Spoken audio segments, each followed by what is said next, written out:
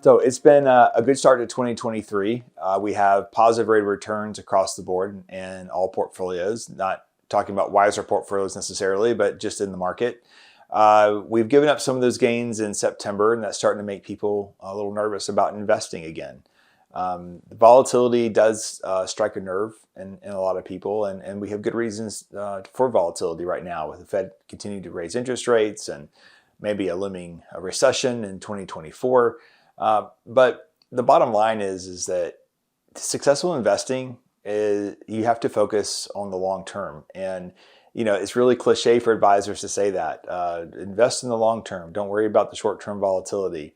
It's another thing to actually practice that and watch your portfolio values move up and down very drastically on some days.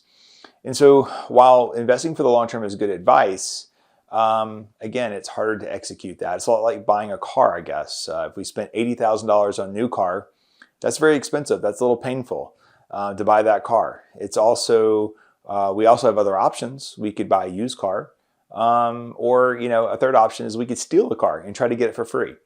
And we all know that that's a bad idea. So a lot of people try to steal portfolio returns. They focus on option strategies. They focus on picking individual stocks, trying to short circuit the rate of return, the time it takes to get a good rate of return with big wins.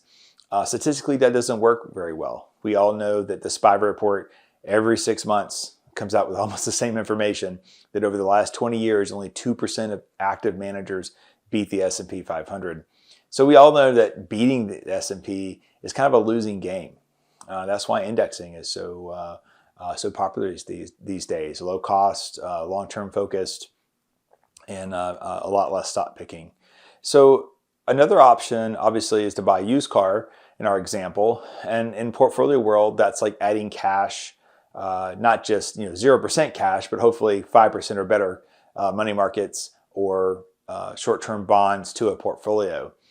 That lowers your overall long-term return, but allows you hopefully to sleep better at night, seeing less volatility. And certainly if we enter a period where we have another market decline, those that are still working, yes, it's frustrating to see our portfolios go down, but remember that when you buy more shares, you get more dividends. You don't get shares just because more shares or more dividends because of the price increase. We see the portfolio go up, but I was advising people during the flat decade from 2000 to 2010, and most of our revenue came from dividends during that time period. I'm certainly not advocating for a dividend-focused strategy, but it is a part of total investment returns, especially out of the S&P 500. So just remember that long-term investing takes dedication, focus, and patience. And yes, you do have volatile time periods.